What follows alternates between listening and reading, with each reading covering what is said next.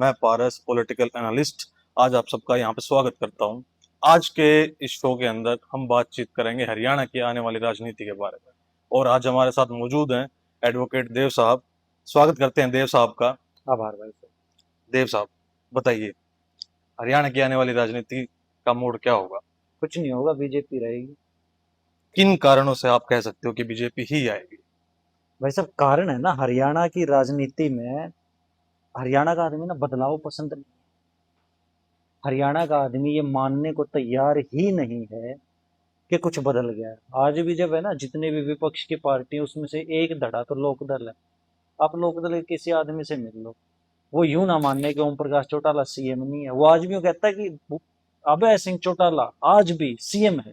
तो जो already CM है वो दोबारा कैसे सीएम बन जाएगा?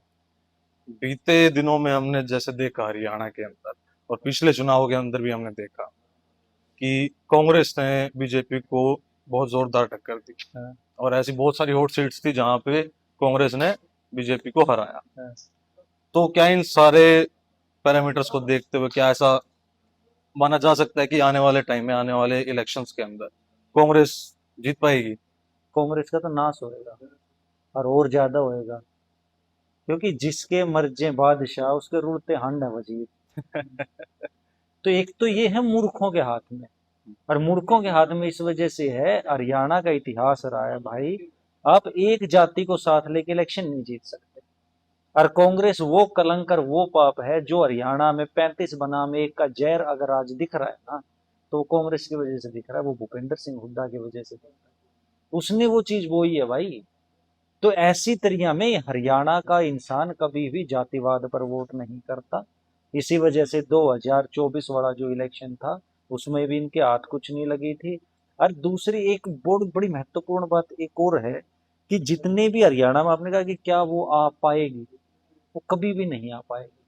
वो जिनके हाथों में अभी है कांग्रेस, और कांग्रेस के पास कोई मुद्दा भी नहीं है भाई। आज के दिन कांग्रेस, मेरे को हरियाणा कांग्रेस के उन लीडरों के साथ मेरी अच्छी खासी जान पहचान रही। मैं आज से 7-8 साल पहले जब उनको ये कहा करता ना कि यार आपके है ना सबके इंस्टा पे अकाउंट होने चाहिए, आप सबका यूट्यूब चैनल होना चाहिए, आप सबको फेसबुक पे जाना चाहिए, तो उस टाइम पे ही सिर्फ ट्विटर पे होते थे। तो ये हंसते थे भाई। चाहे उसमें दीपेंद्र हुड्डा ले लो, चाहे उसमें इसके रणदीप सुरजेवाला ले लो, मेरे बड़े अच्छे मित्र रहे हैं। लेकिन ये सारे के सारे हंसते थे कि वोट थोड़े ना मिलते हैं। आज सारे के सारे आगे ना। तो जैसे आपने अभी जाति की बात की, तो बीजेपी भी तो सिर्फ हिंदू धर्म, सनातन, इन्हीं सब पे बात करती है। तो ये क्या सांप्रदायिकता नहीं है या जातिवाद नहीं है? भाई एक तो हिंदू ना तो कोई जाति है और हिंदू ना कोई धर्म है, हिंदू है आप सबकी जीवन शैली। तड़के 4 बजे जो आदमी उठा है उसने उठना उसकी जीवन शैली। अगर वो 4 बजे ना उठे तो उसकी भैंसा ने पानी कौन पिया देगा, उसके डांगरा निशानी कौन गेड़ देगा। दूध बिलोना है आपने तड़के ही उठते ही, तो ये हमारी सबकी जीवन शैली है। कभी भी भाजपा ने, और भाजपा का अपना एक पॉलिटिकल एंगल है, भाजपा को पता है कि इस चीज से फायदा हो रहा है और भाजपा ने करके दिखाया। लगातार 3 बार सरकार वो लेके आए हैं। तो ऐसा तो नहीं कि वो बहका के ले आए, कुछ ना कुछ तो काम ही किया होगा। वरना बहकाने पर आते तो हरियाणा में एक राजनीतिक दल है जिसका नारा ही ये है कि हरियाणा की जनता को समझाया नहीं जा सकता, बहकाया जा सकता है। तो ये तो बहका रहे होते तो अब तक ना आते। अभी जैसे आपने जानवरों की बात की, गाय भैंसों की बात की, तो हरियाणा के अंदर हम इनको बहुत ऊंचा दर्जा देते हैं क्योंकि हमारा पेट पालती हैं सारी चीजें। तो फिर भी इनके होने के बावजूद भी हमारी गायों की, भैंसों की इतनी दुर्गति है क्यों? भाई एक तो मेरे को ये नहीं पता ये दुर्गति क्यों है। दूसरा है ना, हम इनकी इज्जत इस वजह से नहीं करते पारस जी की हमारा पेट पालते हैं। हम इनकी इज्जत इस वजह से करते हैं कि हम इन्हें अपने परिवार का हिस्सा सोचते हैं। जिसके घर में बड़द होता है ना, उससे जाके कभी बात करना कि ये कौन है, वो उनके परिवार का हिस्सा है। ग्यास वाले दिन, जिस दिन घर में खीर बनेगी, उस दिन उसको खेत में नहीं ले जाया जाता। उसकी बाकायदा छुट्टियां होती हैं कि ये दिन तेरे साथ ये होएगा। उसको बाकायदा सुबह शाम अगर घर में खीर बनेगी तो उसके लिए ओटी गर्म की जाती है, दूध उसकी, गुड़ की ओटी। उसके लिए अलग से खान पान रखा जाता है। और वो आज से नहीं, ये वैदिक परंपराएं रही है, ये समस्त जीवों की धरती रही है, और वहां पे हर जीव हमारे परिवार का हिस्सा रहा है। अब हम कहते हैं कि भाई फिर इनकी दुर्गति क्यों? भाई दुर्गति देखने का नजरिया, आज से 15 साल पहले यही गायें थी गांव गांव के अंदर किस तरह से घूम रही थी। वो किसी गांव के आदमी से, आप तो खुद यहाँ हमारे मध्य हरियाणा से ही रहे हो, आज से 15 साल पहले हर गली के अंदर गायें खड़ी होती थी और प्लास्टिक खा खा के अपना गुजारा कर रही थी। आज उन गांवों में से एक बहुत बड़ी संख्या गायों की वो चली गई है गौशाला के अंदर। लेकिन इसमें जो टेक है ना, टेक ये है कि हमारे पुरखों ने सदा गांव के अंदर बहुत स्वस्थ गायें रखी, बहुत स्वस्थ खागड़ रखे। अब हमारे खागड़ हैं, 2 खागड़ है हमारे पास, एक का नाम है भोला और एक का नाम है तरु। अब कोई तरु को जाके ये कह दे कि भाई ये तो आवारा घूम रहे हैं, नहीं घूम रहे भाई वो आवारा, वो हमारे हैं, वो स्वच्छंद घूम रहे हैं। वो हमारे घर पे आके खाते हैं, हमारे घर पे आके पीते हैं, हमारे ही लोगों के बीच में रहते हैं, लेकिन वो आजाद घूम रहे हैं, स्वच्छंद घूम रहे, स्वतंत्र घूम रहे हैं। लेकिन अगर उसी स्वतंत्रता को हम ये कहने लग जाएंगे तो दुर्दशा हो रखी है। ये तो वही बात होगी ना कि खान ने शहद मिल रहा है और शहद खा खा बिनू करो यार, थूया के खान की चीज है। भाई वो स्वतंत्र घूम रही है, मौज में घूम रही तो देव जी, क्या वो इतने स्वतंत्र हैं कि भारत आज लार्जेस्ट बीफ एक्सपोर्टर की लिस्ट में आता है? है। हाँ, तो इतना बीफ एक्सपोर्ट क्यों होता है फिर यहाँ से? ये भी बड़ी शानदार बात है। अच्छा, पहले मैं आपसे ही पूछना चाहूंगा पारस भाई, आप बीफ से क्या मतलब समझते हो बीफ का? गाय का मांस, भैंस का मांस, ये बीफ की कैटेगरीज में ही आता है। तो अभी आपने 2 चीज बोली, गाय का मांस और भैंस का मांस, आपने दोनों चीज बोल दी। हम्म, तो पहली बात तो ये है कि उसके अंदर से गाय के मांस को अलग कर दिया जाए बीफ के अंदर से। हम्म, यूपी के अंदर जहां पर भी बीफ के कारखाने हैं उसमें से गाय का मांस तो हटा ही दिया जाए, वो तो है ही नहीं ना। हम्म, अब आ जाता है भैंस का मांस। तो भाई हम तो ये चाहते हैं कि कोई भी आदमी उस भैंस को पाल कौन रहा है, पाल के ही दे रहे हैं ना। तो भैंस का मांस जब हम भेज रहे हैं तो दुनिया के अंदर एक तरह से कुछ चीजें धीरे धीरे समाप्त करनी होंगी, एक साथ तो नहीं होंगी। अभी बहुत सारी जनता जो है उसके मुंह पे इस खून का चस्का है, उस चस्के को हम धीरे धीरे करके कम करेंगे। जब यहाँ का गए हुए बीफ को, वो भैंस के मांस को वो खाएंगे तो धीरे धीरे हम उनको चूरमा भी भेजना शुरू करेंगे। पहले एक बार मार्केट बना तो ले, उनके मन में जगह तो बना लें। अब आपने कभी धोती पहनी ही नहीं है, और मैं सीधा जाते आपसे कहूँ कि काढ़ी कुर्ते और धोती पहन ले, नहीं पहनोगे ना। मैं आपसे कहूंगा अरे भाई टी शर्ट पहन ले, पहले टी शर्ट पहनना सीख, खुली सी टी शर्ट। टी शर्ट के बाद मैं आपसे कहूंगा कुर्ता पहनना सीख, फिर धोती पहनना। तो there will be a system ना, जिस सिस्टम के ऊपर चल के हम उनको बदलेंगे। हमारा भारत का जो ध्येय रहा है सदा से ही, चाहे वो राजा सुदास का वक्त हो जब पूर्ण भारत की लड़ाई हुई, चाहे वो योगीराज श्री कृष्ण का वक्त हो जिस वक्त पे महाभारत की लड़ाई हुई, सारी हरियाणा की धरती पर ही हुई, इससे बाहर कुछ भी नहीं हुआ। तो इसी धरती का, और उत्तर प्रदेश आगरा तक भी हरियाणा धरती ही है, वो इससे बाहर का इलाका नहीं है। हाँ, आज कुछ एक मतलब प्रदेश की दृष्टि से या शासन की दृष्टि से हमने हरियाणा की बाउंड्रीज थोड़ी सी चेंज कर दी, लेकिन बाउंड्रीज कल्चरल होती है। और उसी कल्चरल बाउंड्रीज में जब बीफ की बात आती है तो यकीनन तौर पर ये हमारा फर्ज है कि उन लोगों को हम बदलें, और उसी बदलाव के लिए सबसे पहला कदम हमारा यही है कि उनकी थाली तक हमारा भोजन पहुंचना शुरू हो। धीरे धीरे हम अभी बीफ पर लेके आए हैं। पहले वो गाय का मांस खाते थे भाई, हमने वो छुड़वा दिया उनका। अब हमने उन्हें सिर्फ भैंस के मांस तक सीमित कर दिया। धीरे धीरे उनको मुर्गे के मांस पर लेके आएंगे, फिर धीरे धीरे उनको गेहूं पर लेकर आएंगे, फिर उनको एक दिन सुपर फूड बाजरा खिलाएंगे, ज्वार खिलाएंगे, वो सुपर फूड है। आज आप जब वेस्ट के अंदर जाते हो तो सबसे ज्यादा बीमार आदमी वेस्ट का है। सबसे ज्यादा एसटीडी, सेक्सुअली ट्रांसफर्ड डिजीज, उन लोगों के पास है। सबसे ज्यादा अगर किसी की बॉडी जो है वो वोलेकाइल है तो वो उन लोगों की, बेचारों के, बहुत बीमार है वहां का आदमी। तो ये भारत का ही फर्ज है, विश्व गुरु होने के नाते हमारा फर्ज बनता है कि हम उनको सुधारें। अभी जैसे हम गायों की बात कर रहे हैं, तो हम सबको पता है कि मतलब की दुनिया है, हाँ, और मतलब निकलते ही छोड़ दिया जाता है। तो जब तक गाय दूध देती है, भैंस दूध देती है, हाँ, तब तक हम उसका इस्तेमाल करते हैं। हाँ, और जब वो दूध देना बंद करती है, हम उसको वैसे ही खुला छोड़ देते हैं। आपने कहा था स्वतंत्र हाँ, रहने रहती हैं, तो हम उनको स्वतंत्र छोड़ देते हैं। हाँ। तो इसको कैसे देखते हो आप? पिक एंड चूज होता है। मैं ना कल एक बहुत बड़े राजनीतिज्ञ से बात कर रहा था और उसने मेरे से, राजनीतिक बात चल रही थी कि हरियाणा में क्या किया जाए, कैसे किया जाए। तो मैंने उससे कहा कि हरियाणा में कुछ करने की जरूरत नहीं है, हरियाणा की धरती अपने आप में स्व जागृत धरती है और अपने आप हो जाएगा। तो उसने मेरे से कहा कि नहीं, कुछ ना कुछ करना पड़ेगा। और ये तो राजनीति तो वो रही है जहां पर भाई ने भाई को मार दिया, लेकिन राजनीति वो भी रही है जहां पर एक भाई के जाने पर दूसरे भाई ने चरण पादुकाएं सिंहासन पर रखकर सदा पूजा करी। यही जो आपने कहा कि छोड़ देते हैं, छोड़ने वाले 25% होंगे, 30% होंगे। पर वो भी ऐसे ना एक ऐसे बहुत लोग हैं, बहुत बड़ा। मेजोरिटी क्या है, मेजोरिटी ऐसे लोगों की है जो लोग सदा सदा उस गाय को अपनी माता मान के उनके ठाण में ही प्राण त्यागती हैं गाय। हमें जो समाज के अंदर एक एग्जाम्पल सेट करना है, हमें एग्जाम्पल सेट उन लोगों को देखकर जीना है भाई जो लोग अच्छे काम कर रहे हैं, उन लोगों को अप्रिशिएट करके जीना है। 70% ज्यादा है या 30% ज्यादा है? 70% ज्यादा है 70%। यकीनन तौर पे। तो हमें उस 70 को अप्रिशिएट करना चाहिए, और जब हम उस 70 को अप्रिशिएट करेंगे तो जो 30 वाला है वो 30 वाला अपने आप सुधर जाएगा। हम जब 30 वाले को रिजेक्ट कर रहे हैं ना, तो हम 70 वाले को भी ये आइडिया दे रहे हैं कि तू भी छोड़ सकता है। तो हमें क्यों उसके बारे में बात करनी है? और हर किसी को ये रित, यहाँ पे ना त्रत्सु लोग रहते थे इस धरती पे जहाँ राखी गढ़ी है। त्रत्सु लोग वो लोग हैं जिन्होंने इस देश का नाम भारत रखा। उनका एक प्रिंसिपल होता था जो फिर बाद में ईरान में अहूरा माजदा ने अपनाया। रित, रित का मतलब था नेचुरल जस्टिस। नेचुरल जस्टिस है ब्रदर, जिससे आपने जो ले लिया देना तो पड़ेगा। सांस ले रहे हो ना, तो इसके बदले में एक दिन ये पूरा शरीर इसी मिट्टी को ही देना पड़ेगा, क्योंकि सांस ले रहा हूं। अगर आपने उसका दूध पिया है ना भाई, उतारना तो पड़ेगा। और अगर इसी बारे में उतार दोगे अभी के अभी, आसान है, ब्याज नहीं चढ़ा है ना।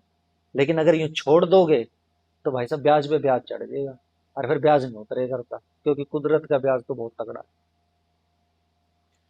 तो अभी जैसे हम बीजेपी की बात कर रहे थे, तो बीजेपी सरकार गायों को बचाने के लिए क्या कर रही है? भाई बीजेपी क्यों कुछ करेगी, सरकार क्यों करेगी? वो आपकी जिम्मेदारी है, आप करोगे, जनता की जिम्मेदारी है ना। सरकार, हम एक तो पता नहीं क्यों हरियाणा वालों की तो खास करके ये सोच बन चुकी है कि भाई मैं अगर हक दूं ना घर में तो मेरा पाछा भी आके नायब सिंह सैनी दोजे। क्यों दोजेगा भाई? क्या ये सरकार सरकार आज है कल नहीं है, फिर क्या करोगे तुम? अफगानिस्तान में सरकार थी, हम्म। 3 दिन में सरकार ही नहीं बची। सीरिया में सरकार थी, 4 दिन में सरकार ही नहीं बची। वेनेजुएला में सरकार थी, नहीं बची। ईरान में सरकार थी, नहीं बची। किसी भी देश में हो सके ना यह चीज। कल को सरकार नहीं बची तुम्हारे यहाँ पे, कोई गारंटी है तुम्हारे यहाँ पे कि सरकार साल चलेगी, 2 साल, क्या पता लगता है। कितनी वॉलेटिलिटी चल रही है वहां पे। खालिस्तानी कह रहे हैं अलग ले लेंगे, वहां से कश्मीर वाले कह रहे हैं अलग ले लेंगे। सरकार नहीं बची, फिर हमारी जिम्मेदारी है, हम करेंगे जो करेंगे। मेरी गौ माता है, मैं करूंगा। और गांव गांव में लोग कर रहे हैं। हमारे यहीं पर एक द गोल्डन फार्मर गौशाला बनाई है एक जने ने, 2100 रुपए किलो दूध, ये घी बेच रहा है अगला गाय का। क्यों नहीं इज्जत करेगा वो गाय गाय की भाई? 2100 रुपए में जब घी बिक रहा है, वो घी औषधियों में इस्तेमाल हो रहा है। उसका जो गौ माता का जो गोबर निकल रहा है, अगले ने वहां पे, हमने वहां पे वर्मी कंपोस्ट के फार्म लगा रखे हैं, उससे वर्मी कंपोस्ट बन रहा है। वो वर्मी कंपोस्ट 7 रुपए किलो बिक रहा है। तो जब गौ माता मेरे इतना काम आ रही है तो मैं खुद करूंगा ना। सरकार तड़के ही, तड़के मान लो गां ने गोबर कर दिया ठाण में, तो मैं बैठ के नहीं कहूंगा नायब सिंह सैनी आके न वो लिया साथ में अपना कि मैं गोबर ठाण का फोड़ा फाड़ा और इसने सींच जे। ठाणा तो मैंने, गाय सरकार की माता है या हमारी माता है? हमारी माता। तो आप करो ना। तो सरकार ने, भारत सरकार ने फ्रेश मीट्स को, पोल्ट्री को, काउस को, बफेलोस को जीएसटी एग्जाम्पशन के अंडर ला रखा है। हाँ। तो अगर उस पे वो उस कैटेगरी को चेंज कर दिया जाए तो क्या गायों का कटना कम हो सकता है? गाय कहाँ कट रही है मेरे को ये तो बताओ। नहीं, लुक छुप के तो कट ही रही है, आज भी कट अरे रही है। लुक छुप के तो मर्डर भी हो रहे हैं। हम्म। लुक छुप के मर्डर नहीं हो रहे इस देश में। बहुत कुछ होता है। क्या वो सरकार की शय से हो रहे हैं मर्डर? नहीं। नहीं हो रहे। लुक छुप के तो भाई यहाँ पे बलात्कार भी कर रहे हैं, गंदे लोग हैं। हम्म। उन गंदे लोगों के ऊपर अंकुश समाज ही लगाएगा। तो ऐसे भाई क्या रोकथाम किए जा सकते हैं कि जिनसे इन सब चीजों पर रोक लगाई जा जियो सकती है? टैग लगाएंगे। जैसे? हर गाय के साथ में उसका एक जियो टैग होगा, जो जियो टैग उसकी पोजीशन बताएगा, साथ में हमें हेल्थ भी बताएगा गौ माता की। जैसे आजकल आप घड़ी पहन रहे हो, वीरेबल्स आ रखे हैं, वैसे ही डाइजेस्टेबल्स आ गए हैं कि आप कुछ भी खिला के गाय के अंदर कहीं पर भी डाल दो, उससे गाय का टेम्परेचर आपको मिलता रहेगा, गाय की हेल्थ की स्थिति आपको मिलती रहेगी, गाय की जियो पोजिशन आपको मिलती रहेगी। तो हमें तो अपने आप को उस लेवल तक पहुंचाना है कि ये टेक्नोलॉजी हमारे लिए एक्सेसिबल हो सके। तो ये हरियाणा की विडंबना है कि एक वैज्ञानिक समाज मात्र और मात्र मुक्के मारने और एक दूसरे के अंदर खेड़ मार के खिलाड़ी बनने के लिए ही उछल रहा है। अरे वैज्ञानिक बनने वाली धरती है ये, और यहाँ पे तुम मुक्के मार बन रहे हो। तो जिस दिन हमारे समाज में इतनी जागृति होगी तो कोई बच्चा ऐसा जियो टैग यहाँ बना देगा ताकि हमें एप्पल से ना खरीदना पड़े, तो उस दिन सब कुछ बच जाएगा। तो जो ये जियो टैग है ये अभी तक यहाँ बन क्यों नहीं पा रहे? क्योंकि तो सारे सरकार अभी असमर्थ है क्या मेरे इंफ्रास्ट्रक्चर बिल्ड भाई करने में? सरकार क्या करेगी, मैं वही बार बार कह रहा हूँ। तुम्हारे बच्चे को क्या, तुमने कभी भी, जितने भी मेरे दर्शक भी और दादा रंगी की बैठक के आदमी देख रहे हैं, हम अपने बच्चों को कहते हैं कि खेल ले, खिलाड़ी बन जा, उसको 10,000 रुपए का प्रोटीन खिला देते हैं महीने में, जबकि वो प्रोटीन उसके शरीर के लिए हानिकारक है। क्या कोई आदमी अपने बच्चों को ये कहता है कि ले बेटा मैं तेरे को एक ये मैंने तेरे को है ना ये सर्किट बोर्ड ला के दिया है, और इस सर्किट बोर्ड को तोड़ के जोड़ना सीख। ले मैंने तेरे को ये नए नए खिलौने ला दिए, इनको खोल खोल के फिर से जोड़ना सीख। अरे समाज तो तुमने थप्पड़ मारों का बना दिया। बॉक्सिंग कोई गेम है क्या? सभ्य आदमी का गेम है बॉक्सिंग? मुक्के मारना कोई बात है यार? ले बात पर यहां मुक्का मार दे। अरे ये तो हिंसक गेम है। ग्लेडिएटर बंद हो गया यूरोप के अंदर, कुश्ती करेंगे। अरे भाई क्यों चाहिए? अरे सेंस क्यों ऑफ कर रहे हैं? एंटरटेनमेंट। नहीं, कोई इंटरटेनमेंट नहीं है, क्योंकि सरकार पैसे दे रही है। अगर सरकार ये जो मेडल मिलते हैं, इन मेडल के पीछे पैसा देना बंद कर दे, अमेरिका में कोई पैसा नहीं मिलता, इंग्लैंड में कोई पैसा नहीं मिलता, जितने भी ये डेवलप कंट्रीज है वहां ये है कि भाई तू खेलता है अच्छा, कोई बात नहीं है, तूने मेडल ले आया, वेरी गुड, अप्रिशिएट, लेकिन कोई पैसा नहीं देंगे हम तेरे को। हमारे यहाँ पे ओलंपिक के ऊपर 10 करोड़ का इनाम है। क्यों 10 करोड़ का इनाम वैज्ञानिक बनने पे नहीं है भाई? वैज्ञानिक जरूरी है, पहलवान जरूरी है। पहलवान जब आपके यहाँ से निकल रहे हैं तो विनेश फोगाट जैसी लड़कियां निकल रही हैं जो क्या गलत नैरेटिव फैला रही हैं हरियाणा में सबके सामने। अगर एक वैज्ञानिक निकल जाए तो एक कल्ला वैज्ञानिक पूरे के पूरे देश की तकदीर बदल सकता है, सिर्फ और सिर्फ हरियाणा की नहीं। लेकिन nobody is appreciating, nobody is even trying. सरकार कर दे। अरे सरकार कौन सी तारे बाड़का ना आके ना बादाम खुआवे है? पहलवानी के लिए भी तुम खुद ही कर रहे हो ना। अगर नायब सिंह सैनी आके ना सिखावे। एक गांव ने, जब ये खालिस्तान आंदोलन दिल्ली में चला था, तो गांव गांव ने वहां पर 15-15, 20-20, 25-25, 50-50 लाख रुपए इकट्ठा करके उन तक दिए थे। तुम अपने बच्चों के लिए क्यों नहीं इकट्ठा करके साइंस सेंटर खोल सकते भाई? वहां पे जिस साइंस सेक्टर के अंदर डीआईवाई मॉडल रखे जाए। डीआईवाई मॉडल होता है कि छोटे छोटे पेज हैं, छोटी छोटी चीजें हैं, और उनमें बच्चा बनाना सीख रहा है। मोटर रखी है वहां पे कि बेटा बना के बना सके। तो 50 लाख में तो बहुत अच्छी तरह खुल जाएंगे। लेकिन इंतजार किसका है? सरकार का है। तो भाई सरकार तो अपनी मर्जी से ही करेगी। तो इसमें आप करप्शन को कैसे देखते हो? करप्शन क्या करप्ट नहीं है हमारा सिस्टम? तो सरकार को हटा ही दो ना बीच में से। अपना तो अपना सिस्टम कैसे चलेगा फिर? सरकार को हम देंगे, सरकार से लेंगे नहीं। जब मैं सरकार को देने लायक हो जाऊंगा, मेरा किसान मेरे गांव का किसान है, मेरे गांव का किसान कहता है कि मेरे पास इतना है कि मैं इनकम टैक्स दूंगा। मेरे गांव का किसान कहता है कि मेरे पास इतना है कि सरकार को अगर पैसा चाहिए तो सरकार विदेशों में, जापान से भी तो लोन लेके आते ही हैं कि जापान से लोन मत ले, सरकार मेरे पास आए, मैं जापान से सस्ता लोन दूं।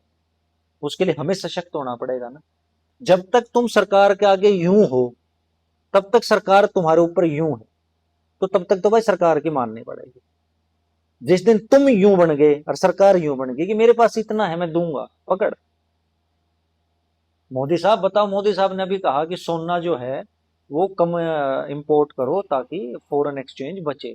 तो हमारे पास अगर इतना पैसा होता है कि हम मोदी साहब से जाके कहते कि मोदी साहब ये पकड़ो, मजा आता है या नहीं आता? हम सारे के सारे दिल्ली चलते, दिल्ली में वहां पे जो प्रधानमंत्री निवास है वहां जाते, और हम अपने संदूकों में से निकाल निकाल कर मोदी साहब के आगे 100-150 अरब रुपए रख देते हरियाणा के किसान। कितना मजा आता। अब मंगते भिखारी कहीं भी जाते हैं, ये दे दो, ये दे दो, ये दे दो। आपके घर में एक आदमी जितनी बार भी आए मांगने आए, आप राजी होगे उससे मिलके? और आपके घर में एक आदमी आए, जब भी आए भाई छाती खोल के ले पारस, ये भी ले पारस, बाट देखोगे? तो क्यों नहीं हम ये बात करते कि हमारा जो किसान है वो इतना सक्षम बन जाए कि वो किसान देने की स्थिति में आ जाए, उसको लेने की जरूरत ही ना पड़े। तो किसानों की ये शक्ति, जो शक्ति होनी चाहिए थी एक्चुअल में किसानों के पास, जो हम भी पहले देखते थे कि हमारा देश सोने की चिड़िया कहलाता था, हाँ, वो तो किसानों की वजह से ही था। नहीं, सिर्फ किसानों की वजह से नहीं था भाई, मतलब मोस्ट, ये मैं मेरा गलतफहमी ऐसा है। मानना है कि मोस्ट नहीं नहीं नहीं, किसानों का बहुत बड़ा रोल रहा है उसके अंदर। वैज्ञानिकों का रोल था, सिर्फ वैज्ञानिकों की वजह से ही कोई देश महान बनता है। अगर ये बात कोई कह दे कि किसानों की वजह से, तो नहीं मेरे भाई। जहां आज के दिन जहां पर अनाज पैदा नहीं होता, जिनेवा के अंदर है, नॉर्वे है, स्वीडन है, वहां अनाज पैदा ही नहीं होता, वहां किसान है ही नहीं, लेकिन फिर भी वो महाशक्ति है वो देश। एपीएमसी नाम की एक मशीन है, उस एक मशीन की वजह से 7 देश बैठ के खा रहे हैं। उस एपीएमसी की एक मशीन की कीमत इतनी है कि पूरे हरियाणा में एक सीजन का गेहूं और धान दोनों को जोड़ लूं तो उस एक मशीन की कीमत बराबर बनती है। वैज्ञानिक। तो अब जैसे आप गेहूं और धान की बात यहाँ से शुरू हो ही गई, तो हमारे देश के अंदर गेहूं और धान जिसकी उपज इतनी ज्यादा है, वो एंड ऑफ द ईयर हमें बहुत सारी फेंकनी पड़ती है, बहुत वेस्टेज बहुत है हमारे देश के अंदर। तो इन सब को रोकने के लिए सरकारें कुछ कर सकती हैं या कुछ करना चाहिए सरकारों को? भाई सरकार जब करती है तो लोग उसके लठ देना शुरू कर देते। सरकार 3 अमृत कानून लेके आई थी, उन 3 अमृत कानूनों का किसी को नाम भी नहीं पता, लेकिन दिल्ली सारे बैठ गए थे जाके। उन्हीं 3 कानूनों में से दूसरे नंबर का कानून था जिसमें सरकार ने कहा था कि we will establish modern storage facility, silos बनाएंगे। क्या आपको मतलब आपको जान के हैरानी होगी पारस भाई कि दुनिया में जितने भी देश हैं, ठीक ठाक देश भी जो हैं, वो कोई भी देश जूट की बोरी में अपना गेहूं स्टोर नहीं करता। लेकिन हमने अपनी सरकार को लठ दे रखा कि जूट की बोरी में स्टोर कर। इसके पीछे का कारण? क्योंकि हम बदलना ही नहीं चाहते। जूट का जो व्यापारी है, जो ये आड़ती है यहाँ पे बैठे हैं, एक आड़तिया किसान को 2,000 रुपए दे देता है, तो किसान अपना 20 लाख का नुकसान करवा के उस 2,000 के ऊपर बुर्रा करके रोड ब्लॉक कर देता है। साइलोज अगर यहाँ पे बन जाएंगे तो 6 रुपए की आदत बचेगी। जो 6 रुपए आदत हम दे रहे हैं, सरकार ने कहा कि भाई मैं आदत सीधी इतने दे दूंगा, आड़तीय की आदत जो है मैं सीधी किसान ने दे दूंगा। लेकिन किसान ही उस टाइम पर हाथ जोड़ के ना, आड़तिया तो मेरा पापा है, आड़तीय के बिना तो मेरे को सांस नहीं आता, आड़तिया तो किसान का सबसे अच्छा मित्र है, और बंद करके वहां बैठ गए दिल्ली को। एक तो मैं भाई के घर आऊं, भाई को हो रहा बुखार, मैं भाई ने ताप की गोली देना हूं, और उल्टा फिर भाई मेरे खिलाफ ही हड़ताल कर दे, मैं ताप की गोली दूंगा भाई? नहीं दूंगा भाई। मैं कहूंगा ठीक है, फिर एक बार तप लेता आपने। तो ये जो आपने कहा ना गेहूं खराब हो रहे हैं, ये इन मूर्खों की वजह से हो रहे जो साइलोज नहीं लगने दे रहे। वरना साइलोज लगाओ, साइलोज के अंदर नाइट्रोजन की जो अमाउंट है वो अमाउंट मेंटेन रहती है। और एक बात और है मेरे भाई, सरकारी आदमी अच्छा आदमी नहीं है, ये आपको मानना पड़ेगा। सरकारें अच्छी हो सकती हैं, ऑफिशियल्स सरकारी आदमी अच्छा आदमी नहीं करप्ट। होता। सरकार करप्ट नहीं कह सकते। उस बेचारे को ये लगता है कि तू महान बन गया अब। और ये जो रियाया है सरकारी आदमी के, एक पॉलिटिशियन के लिए और अच्छे राजनीतिज्ञ के लिए जनता प्रजा हो सकती है, वो जनता को जनता ना समझे, प्रजा समझ सकता है। लेकिन सरकारी आदमी एक चपड़ासी भी होगा ना, वो चपड़ासी भी जनता को जनता ही समझता है, भीड़ समझता है। वो नहीं अपने आप को अकाउंटेबल और आंसरेबल मानता। वो कहता है कि अपनी ऐसी तैसी मेरे को क्या पड़ा है, और वो खुद खराब करके, एक गेहूं है जिसकी कीमत है 35 रुपए किलो, वो उस गेहूं को खराब करके 4 रुपए किलो में बेच देता है, क्योंकि 4 रुपए उसकी जेब में डालेंगे, और वो अपनी जेब में 4 रुपए डालने के लिए देश की जेब में से 35 रुपए के ऊपर कांटा मार देता है। अपनी जेब में 4 रुपए डालने के लिए अगले ने 31 रुपए का देश का नुकसान करवा दिया और सही गेहूं खराब कर दिया भेपे। इससे बड़ी मूर्खता क्या होगी? तो अगर ये ऑफिशियल्स अच्छे नहीं है, आप अगर ये कह रहे हो, हाँ। तो हरियाणा के अंदर जो सरकारी नौकरी का इतनी लाइनें लगी रहती हैं, जैसे नीट के एग्जाम में जो हुआ, ये री एग्जाम हो रहा है अभी, और सरकारी नौकरियों को जितनी लाइन लगी रहती है यहाँ पे, तो ये सब इनका कारण क्या है? मुफ्त बैठ के खाना है सबने। ऐसा कौन सा सरकारी आदमी आपने देख लिया, जितने भी बच्चे ये कर रहे हैं, अपने तैयारियां कर रहे हैं, पहला रीजन तो इनका लड़का तैयारी क्यों कर रहा है, ताकि ब्याह हो जाए। क्योंकि हरियाणा के समाज में ब्याह ही उसका होने लग गया जो सरकारी नौकरी लगेगा, नहीं तो 7 किले 8 किले तक ब्याह ही नहीं हो रहे। लड़के का तो कारण स्पष्ट है, ब्याह हो जाए। लड़की का कारण यूं है कि यार ठीक है, अगर मन ने सरकारी नौकरी मिल गई तो मेरा फिर ऊंचे रैंक वाले के लिए ब्याह हो जाएगा, उसके दिमाग में भी क्लियर है। और पिछले बहुत दिनों से इन्हीं नालायक नाकारा राजनीतिज्ञों ने इनके दिमाग में एक चीज भर दी कि खेती तो बर्बाद हो चुकी, खेती तो बर्बाद हो चुकी, दुकानदारी तो बर्बाद हो चुकी, दुकानदारी तो बर्बाद हो चुकी। तो अब बर्बादी की तरफ आदमी क्यों जाएगा, जबकि खेती कोई बर्बाद नहीं है। कमाने वाले आज भी खेती में से इतना भयंकर कमा रहे हैं कि सरकारी नौकरी में लगा हुआ आदमी सारे जीवन में नहीं कमा सकता। लेकिन ये सोच डाल दी उन नाकारा राजनीतिज्ञों ने, क्योंकि और तो कुछ बताने को है ही नहीं इनके पास। गांव में जाएंगे गांव बर्बाद हो चुके, शहर में जाएंगे शहर बर्बाद हो चुके। अरे भाई काहे का बर्बाद हो चुके, हमारे रेडी रानियां है एक दुर्गा, और दुर्गा का गल्ला रोज का 28,000 का एक रेडी का। कमानियां तो दुर्गा भी तो रोज के 28,000 कमावे ही है। दुर्गा के साथ में राजू जलेबी वाला है, राजू जलेबी वाला 15 आते 16,000 रुपये दिन के कमा ले है। उसके शामी कालू आम वाला है, वो भी तो पीछे कमाने लग रहा है। तो कड़े तनाश हो गया भाई। आपकी जो फसलों की कीमत थी, फसलों की कीमत लगातार बढ़ ही रही है, फिर भी आपका नाश हो रहा है, तो कमियां आप में है ब्रदर। तो ये सोच जो बन गई है ना कि बस सरकारी नौकरी करनी है, और क्यों करनी है, ताकि कुछ काम ना करना पड़े वहां पे। हर किसी के माइंड में है कि सरकारी नौकरी मिल गई तो काम नहीं करना, सरकारी नौकरी मिल गई तो काम नहीं, देश सेवा के लिए करेंगे, फिर बिना तनख्वाह के कर लेना। देश सेवा तो बिना ही तनख्वाह का होगा, तनख्वाह लेकिन कौन सी देश सेवा कर लेगा। और हमें इस चीज से आमना सामना करना पड़ेगा कि कोई भी हेल्दी इकोनॉमी अपनी टोटल पॉपुलेशन का मात्र 2% ही नौकरी दे सकती है। इससे ज्यादा अगर आप अपनी नौकरी दोगे तो आपकी जो हेल्दी इकोनॉमी वो डेफिसिट में आ जाएगी, फिर कुछ भी नहीं दे पाओगे, फिर तनख्वाह ही नहीं दे पाओगे। आज पंजाब की क्या हालत है, तनख्वाह नहीं दे पा रहा है भाई अपने जितने उसके एम्प्लॉयज हैं। नोट छापने की मशीन नहीं होती भाई। नहीं होता। हाँ, वो गलत है। जो जनता को, एक हरियाणा के एक राजनीतिज्ञ होते थे, वो गांव गांव जाके बहकाते थे कि तुम्हारा गांव में नोट छापने की मशीन लगा दूंगा। और हरियाणा की जनता इतनी भोली थी कि उसने तो बहकाए ही, अखबार खरीद लाई। किसकी सरकार है, उससे नू पूछा करते चौधरी साहब हमारा गांव बड़ा है, तो यूं कहा करते 2 दिन रख लिए। अबे मूर्खो, जब न्यू नोट छपर तो पाकिस्तान घने ही नहीं छाप दे। दुनिया का सब अमीर देश पाकिस्तान पावर आज के दिन, फिर तो प्रिंटर में हमें भी छाप छाप सब ने दे दिया। तो हरियाणा की जनता का थोड़ा सा स्वभाव जो भोलेपन की तरफ। तो अनाज को जैसे मंडियों के अंदर हम स्टोर करते हैं, तो अभी पीछे एक मैंने न्यूज देखी थी, अभय सिंह चौटाला जी ने एक मंडी में जाके वहां पे हंगामा किया था बहुत, और शायद कोई वहां पे सिस्टम्स लगाए थे सरकार ने, बीजेपी सरकार ने एंट्रीज के लिए, अनाज के एंट्रीज के लिए। तो उसको आप किस तरीके से देखते हो, क्या वो चीज सही थी अभय सिंह चौटाले की?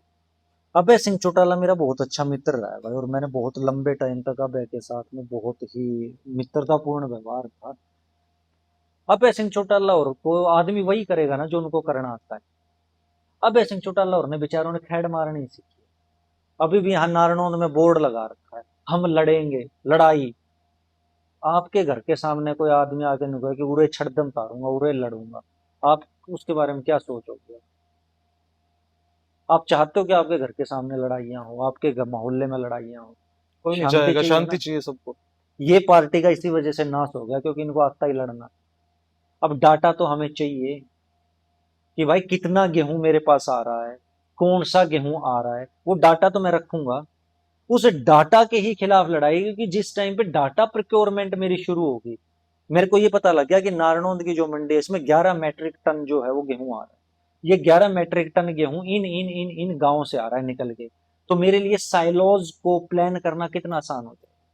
मेरे को ये पता है ना कि मेरा 11 मैट्रिक टन में से 2 मैट्रिक टन 7 किलोमीटर दूर से आ रहा है, 5 मैट्रिक टन वहां से आ रहा है। तो मैं ऐसी जगह साइलो की पोजीशनिंग करूंगा जो सबके करीब में हो। मेरे पास ये डाटा ही नहीं है। आप खुद बताओ पारस भाई, आप समझदार हो और हरियाणा के उन चुनिंदा जर्नलिस्ट में से हो जो सही सवाल पूछने के, जो सवाल पूछने की कम से कम मानसिकता और बुद्धि रखता है। वरना यहाँ तो सवाल पूछने तक की बुद्धि किसी के पास। बिना डाटा के मैंने साइलो लगाना, मैं कहाँ लगाऊं? कहीं नहीं लगा सकते। मैंने लगा दिया वो ऐसी जगह पे जहां पे वो सारे जो सबसे कम गेहूं वाला इलाका है, मैंने वहां पे लगा दिया। तो जो गेहूं किसान लेके आएगा दूर दूर से, उसका कैरेज कैरेज मेरे को मार देगा भाई। डाटा तो चाहिए। बिल्कुल चाहिए। अब भाई अभय सिंह चौटाला जी के साथ में दिक्कत है, मेरा भाई है, बहुत परम मित्र है मेरा, लेकिन उनके साथ दिक्कत ये है कि उनके चारों तरफ बैठे चापलूस, और उनको वो रखते हैं साथ में, तो एक बाल्टी रखते हैं, साथ में बर्फ रखते हैं, एक सफेद तौलिया रखते हैं। और जैसे ही अभय सिंह चौटाला उठता है ना, वो गेट के बाहर बैठे रहते हैं। अभय सिंह चौटाला उठेगा और वो नीचे बैठ कर यूं छबके, और जैसे अबे नीचे देखेगा इतने में ही वो तौलिया दोनों हाथों में रखते हैं और यूं पकड़ लेते हैं नीचे से, भाई साहब भाई साहब भाई साहब। तो तो अबे भाई को ये पता ही नहीं है कि साइलोज बनाने के लिए डाटा भी चाहिए, क्योंकि किसी साले ने बताया ही नहीं। सोच पार्टी की होती तो आज पार्टी एक सीट पे थोड़े ना रह जाती, और अगली बार वो एक भी नहीं आनी। तो जैसे अभी एक सीट पे ही अभय सिंह चौटाला ने विधानसभा के हाँ, अंदर क्योंकि डब्बू वाली, हंगामा किया था। हाँ क्योंकि जो डब्बू वाली है, डब्बू वाली को अलग से गिना गया। वैसे 2 सीटें लोकदल के पास में, लेकिन डब्बू वाले को वहां नहीं गिना जाना चाहिए। एक सीट के बनाम पे उन्होंने विधानसभा के अंदर हंगामा किया था और वहां से त्याग पत्र दिया था। अच्छा, वो पहले उस टाइम पे। उस त्याग पत्र के कारण हम्म। उनकी एक इमेज दोबारा से बन के आ रही है हरियाणा के अंदर, हाँ। और दोबारा से ये कयास लगाए जा रहे हैं कि हमारा सीएम अभय चौटाला हो। ऐसा बहुत सारी वीडियोस के गृह अंदर मंत्री पारस भाई। अगर ऐसा हुआ अगर अभय सिंह चौटाला हरियाणा का मुख्यमंत्री बन सकता है तो भरोसा मानिए भाई, आप भारत देश के प्रधानमंत्री बन सकते हैं। अब आप ये देख लीजिए, आपके भारत देश के प्रधानमंत्री बनने के कितने चांसेस हैं, उतने ही चांसेस अभय सिंह चौटाला के मुख्यमंत्री बनने के। तो हरियाणा की राजनीति के अंदर आने वाले अभी जो कुछ सालों में इलेक्शंस होंगे, अभय सिंह चौटाला, कांग्रेस, जेजेपी, बीजेपी, 4 पार्टियां हैं। चारों में से आप सबको सीट कितनी कितनी बांटना चाहोगे? भाई एक तो अगले जो इलेक्शन होगा वो बहुत हद तक संभव है कि वो 126 सीटों पे इलेक्शन होगा, नया परिसीमन हो जाएगा, वन नेशन वन इलेक्शन आ चुका होगा, एसआईआर हमारे यहाँ पे हो ही चुकी है। परिसीमन का पहली बार ऐसा होगा भारत के इस नव इतिहास में 1947 के बाद कि गैर कांग्रेसी सरकार पहली बार परिसीमन करेगी, वरना आज तक ये मौका किसी को मिला ही नहीं कि किसी गैर कांग्रेसी सरकार ने परिसीमन किया। हमेशा कांग्रेस सरकार ने ही परिसीमन की, तो गैर कांग्रेसी सरकार परिसीमन करेगी। तो इस परिसीमन के बाद क्या होगा क्या नहीं होगा, सीटें 126 होंगी, 128 होंगी, लेकिन मोटा मोटी मैं ये बता सकता हूँ हाल क्या रहेगा। इनेलो और जेजेपी ये दोनों है लित्तरपाड़, इनके आदमी को वोट मांगना ही नहीं आता। इनका आदमी अगर कहीं बैठा होगा तो इनका आदमी काम करता है बीजेपी के लिए, इनका आदमी वहां बैठते ही पटों पे हाथ मार कर होगा कल सरकार आने दे, बिल हो जाए। तो आप ये कह रहे हो कि ये सब बीजेपी की बी टीम्स हैं? नहीं, कोई भी टीम नहीं है, इनको पता ही नहीं है ए बी का। तो अच्छा। ये बेचारे बहुत भोले आदमी है, इनको ए बी सी इतना तो आता है, इनको तो बस ये आता है भाई अभय सिंह चौटाला बनेगा, और वो ये कहोगा नहीं अरे किस तरह वोट तो जनता देगी नहीं, अरे वोट तारी छाती के ऊपर मुक्का मार के ना मुंह मत काट ले आए। अब इस बिहेवियर के आदमी को कोई वोट दे दे? मैं जब इनके साथ था तो मेरे को इन्होंने एज अ पॉलिटिकल एनालिस्ट ही हायर किया था कि बता कैसे सुधार करें। तो मैंने इनको जो अपना लास्ट में प्रपोजल दिया था वो ये था कि सबसे पहले तो तुम्हारे जितने कार्यकर्ता हैं लोकदल के खास करके, उनकी मेंटल क्लिनजिंग करवाओ। वो आज भी उस युग में जी रहे हैं जहां उनको लगता है कि मुक्के का राज है, मुक्का मारांगे वोट ले आवांगे। दूसरा, ये आदमी किसी का अच्छा नहीं सोचता, लोकदल का आदमी, इसका पहला डायलॉग होता है राज आते ही तेरा लाठी दे दूंगा, राज आते ही तन्ना रगड़ दूंगा, राज आते ही तन्ना रगड़ दूंगा, राज आते ही तन्ना मार दूंगा, राज आते ही यह धरती दबा लूंगा, राज आते ही जोड़ खा जाऊंगा, राज आते ही शमशान पर कब्जा कर लूंगा। इसी वजह से ये आदमी आज मात्र 2000 प्रति सीट पर सिमट के रह गए। भविष्य के अंदर ये दोनों पार्टियां जेजेपी और आईएनएलडी ये दोनों भी मिल जाएंगी, जो कि मिलेंगी, ये दोनों पार्टियां एक होंगी, ये दोनों मिलकर भी 2000 के रहेंगी। कांग्रेस का हाल ये है कि कांग्रेस है मूर्ख जाटों के पास, और उस मूर्ख जाटों में भी दीपेंद्र हुड्डा एक ऐसा आदमी है जो बस के ऊपर खड़ा होकर उड़ा जाके आंगली घुमाई जाटाने पे डांस कर रहा है। और फिर आप कह रहे हो कि 35 बनाम 1 बीजेपी ने किया है। क्या बीजेपी का कोई लीडर इस तरह की वाहियात हरकत करते हुए देखा है? उड़ जाके हाथ चढ़ाया जाटा ने, इस तरह के गाने आप अपनी गाड़ी के ऊपर खड़ा होके पल्ला घुमा घुमा के गा रहे हो। इसका मतलब आपकी मेंटेलिटी क्या है, आपका विजन क्या है? यही तो विजन है। कांग्रेस की आएंगे भाई साहब 126 सीट हो जाती हैं तो लगभग लगभग 30 से 35 सीटें दोबारा से। ये दोनों पार्टियों की सीटें 2-2 सीटों से ज्यादा की ये पार्टी है नहीं। और बीजेपी चौथी टर्म, आज के जो हालात हैं, अगर वहां नई पार्टी नहीं बनती कोई भी, मेरे को एक आदमी में बहुत स्पार्क दिख रहा है, हर्ष चिकारा। अगर विपक्ष के तौर पर मैं बात करूं तो आज के दिन हरियाणा में सबसे मजबूत विपक्ष कोई है तो वो हर्ष चिकारा। हर्ष शिकारा की क्या हरियाणा राजनीति के अंदर गुंडों वाली इमेज नहीं है क्या? तो इनकी कौन सी अच्छी, अभय सिंह चौटाला की कौन सी दानवीर सज्जन की है, भूपेंद्र सिंह हुड्डा की कौन सी दानवीर सज्जन की है? ये तो धरती ऐसे लोगों से चलाई गई है हमेशा ही। और विपक्ष में तो जितने आदमी बैठे हैं सारे इसी स्टेचर का आदमी बैठा है। विपक्ष वाला, आपने राजनीति भी तो उसी लेवल की करनी है ना। अब जो आदमी धार्मिक स्वभाव का है वो तो ऑलरेडी बीजेपी के साथ है, जो थोड़ा सा उग्र है, जो थोड़ा सा गुंडा तत्व है, वो ही तो स्पेयर है। तो उस स्पेयर में अंधों में काना राजा है हरीश चकारा, बहुत शानदार लड़का है, बहुत अच्छी बातें भी करता है। उसकी राजनीतिक सोच और व्यक्तिगत सोच से मैं सहमत हूं या नहीं वो अलग अलग विषय है, लेकिन राजनीतिज्ञ ऐसा है, जैसे ओवैसी एक अच्छा राजनीतिज्ञ है, ओवैसी की राजनीति से हम सहमत हों या ना हो, लेकिन अच्छा राजनीतिज्ञ है। उसी तरह से हर्ष चिकारा इन सब में सबसे बेहतर राजनीतिज्ञ है। ये जितने भी विपक्ष के अंदर हैं, चाहे वो अभय चौटाला हो, चाहे वो अजय चौटाला वाले बच्चे हों, चाहे वो रणदीप वाले बच्चे हों, चाहे वो जेपी वाले बच्चे हों, कोई हर्ष चिकारा के बराबर में भी नहीं है। आप बिठाओ हर्ष चिकारा के बराबर में, लत्ते ना खिंडा दे भाई 5 मिनट में ही किसी के भी। तो हर्ष चिकारा के अंदर विपक्ष के तौर पर चमकने का स्पार्क है, उसके अलावा नहीं। आखिरी में सिर्फ एक और सवाल पूछना चाहूंगा मैं, खास और अहम सवाल। अगर बीजेपी आती है दोबारा से, हाँ। तो सीएम का चेहरा कौन होंगे? नायब सिंह सेन। डेफिनेटली हाँ हाँ, क्योंकि वो कोई नया नया सीएम चेहरा, क्योंकि बीजेपी अगली परिवर्तन में अगली भरोसा बार रखती है ना। अगली बार अगली बार बीजेपी के पास अभी ऐसा नहीं है कि बीजेपी के पास इशू नहीं है, नेक्स्ट स्टेज के लीडर बीजेपी के पास है ही नहीं।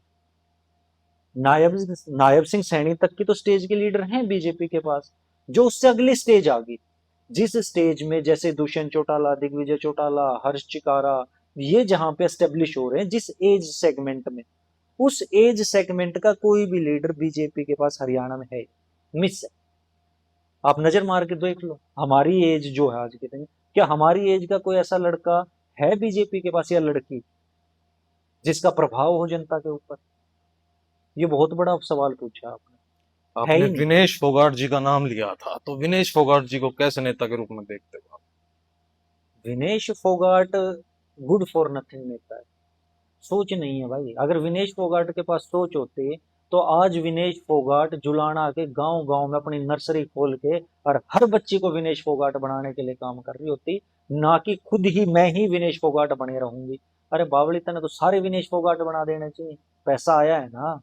अभी भी बिना मेडल जीते भी सरकार से 4 करोड़ रुपए लेके गई है, सरकार से पंचकुला के अंदर प्लॉट लेके गई है, इनाम लेके गई है। तो भाई कम से कम जुलाना में तो एक इंटरनेशनल लेवल की, जैसी जैसी स्पोर्ट्स फैसिलिटी दुनिया में कहीं नहीं हो वैसी स्पोर्ट्स फैसिलिटी खोल के दिखाती अब तक, या अब दिखा दे। ये ताड़ी बजा बजा के मैं वापसी करूंगी, अरे तू कल्ली वापसी क्यों कर रही है? तू अपने साथ में 100 लड़कियों को 100 लड़कों को लेके जा, और तेरा ही बच्चा हर जितना भी कंपटीशन हो तेरा ही बच्चा जीतना चाहिए वहां पे। इन अंडर 14 में तू खेल, अंडर 16 में तू खिला, लेकिन वो सोच ही नहीं ना, क्योंकि स्वम भूवता है, इगोस्टिक बिहेवियर बहुत ज्यादा, कि मेरी ईगो। कोई ईगो नहीं होती भाई। अगर 1000 विनेश फोगाट ये जुलाना में से बनाते तो कोई हरा सकता है उसको? सोच नहीं, सोच नहीं है तो फ्यूचर भी नहीं, अगली बार नहीं जीत पाएगी। तो भारत के अंदर आप फैमिलीज को, माता पिता को क्या कहना चाहोगे कि अपने बच्चों को कैसी परवरिश दें आने वाले समय को की रचना के लिए, भविष्य की रचना के लिए? एक तो हर माता पिता है ना अपने बच्चे को ये कहना शुरू करे कि बेटा राजनीति गंदी चीज है। भाई राजनीति से ज्यादा मजेदार कोई चीज नहीं, इसीलिए हर आदमी कहता जरूर है कि राजनीति गंदी चीज है, लेकिन भारत के अंदर मौजूद 99% आदमी राजनीति में आना चाहता है। हमें अपने बच्चों को इससे दूर नहीं भेजना है। आपके बच्चों को पता होना चाहिए भाई इराक के अंदर, ईरान के अंदर क्यों झगड़े हो रहे हैं, रिपब्लिकन पार्टीज का क्या स्टैंड है, डेमोक्रेटिक्स का क्या स्टैंड है, जो नॉर्वे के अंदर डेमोक्रेसी है, नॉर्वे के अंदर जो रिपब्लिक है उसका क्या स्टैंड है, रशिया के अंदर जो फेडरलिज्म है वो क्या कैसी बातें कर रहा है। दुनिया भर की नॉलेज होनी चाहिए आपके बच्चे को, और राजनीति ही आपको चलाती है। आप अगर वोट डालोगे तो आप हिस्सा बन के चलोगे, अगर आप वोट नहीं डालोगे तो आप बिना हिस्सा बने चलोगे राजनीति के दम पर। वर्ल्ड पॉलिटिक्स सिखाओ अपने बच्चों को। हरियाणा की पॉलिटिक्स तो टटपुंजियों की पॉलिटिक्स है, यहाँ तो कोई सिस्टम इतना है भी नहीं भाई। यहाँ की पॉलिटिक्स तो यूं है कि बीजेपी अपने बढ़िया कर रही है क्योंकि विपक्ष नाकारा है, विपक्ष में कोई आदमी है ही नहीं आवाज उठाने लायक। और उन सब में अंधों में काना राजा बीजेपी है। लेकिन बीजेपी के लिए जो सबसे बड़ा यक्ष सवाल है इस टाइम पे कि फ्यूचर में कोई चेहरा ही नहीं है। यूथ जो जिसको देखो, नायब सिंह सैनी को यूथ कहना उसी तरह की मूर्खता है जैसे राहुल गांधी को यूथ कहना। आप कम से कम उस तरह के चेहरे बनाओ। लेकिन बीजेपी के पास एक बहुत बड़ा पल्स पॉइंट ये है कि उनके पास संघ भी है, और हो सकता है संघ किसी ऐसे बच्चे को तैयार कर रहा हो जो बच्चा निकल कर नायब सिंह सैनी की जगह ले ले। लेकिन अगर कोई सीएम बनेगा नायब सिंह सैनी के बाद में, तो वो हमारी एज ग्रुप का ही होगा, वो इनके साथ में से कोई नहीं। विपक्ष के लिए कोई आखिरी सलाह आपके लिए? विपक्ष को तो मजे लेने चाहिए।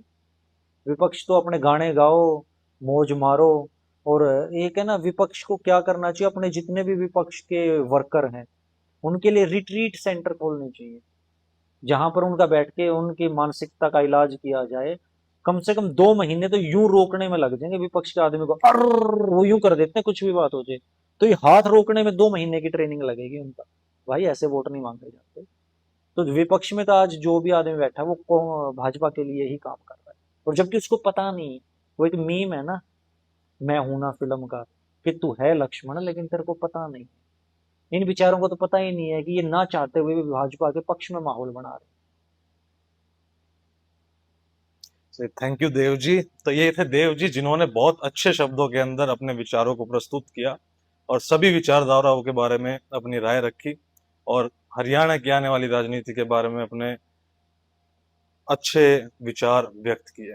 बहुत बहुत धन्यवाद आप सभी का, और दादा रंगे की बैठक में को देखने के लिए आप सबका बहुत बहुत धन्यवाद। राम।